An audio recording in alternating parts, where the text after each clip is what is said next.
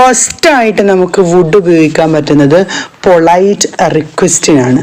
Okay, polite റിക്വസ്റ്റിന് വേണ്ടിയിട്ട് നമുക്ക് would ഉപയോഗിക്കാം. അതായത് ഈ പൊളൈറ്റ് റിക്വസ്റ്റ് എന്ന് പറയുമ്പോൾ നമ്മൾ ഫുഡ് കഴിക്കുമ്പം ആ ഉപ്പ് ഇങ്ങോട്ടൊന്ന് തരുമോ എന്ന് ചോദിക്കില്ലേ. അപ്പോൾ അതിന് പാസ് ദ സോൾട്ട് എന്ന് പറയാൻ നമുക്ക് പറ്റില്ല. അത് നമ്മൾ മലയാളത്തിൽ പറയുന്നതാണ്. അങ്ങനെ പറയുമ്പോൾ ഇംഗ്ലീഷിൽ വളരെ റൂഡായിട്ട് അത് ഒട്ടും മാനേഴ്സ് ഇല്ലാതെ സംസാരിക്കുന്ന രീതിയിലാണ് അങ്ങനെ പറയുന്നത്. പക്ഷേ നമ്മൾ വളരെ പൊളൈറ്റായിട്ട് would you pass the salt, would you pass the salt, ആ ഉപ്പ് ഇങ്ങോട്ട് തരാമോ, ഇങ്ങോട്ട് പാസ് ചെയ്യാവോ, ദയവായി ആ ഉപ്പ് ഇങ്ങോട്ട് പാസ് ചെയ്യാവോ എന്നാണ് ചോദിക്കുന്നത്. എന്നാൽ ഈ വുഡ് യു ഇവിടെ യൂസ് ചെയ്യുന്നത് പോലെ നമുക്ക് മറ്റൊരു യൂസ് ഉണ്ട്, would you mind.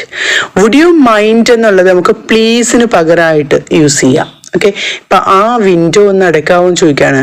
Please close the window എന്ന് പറയുന്നതിന് പകരം നമുക്ക് വുഡ് യു മൈൻഡ് ക്ലോസ്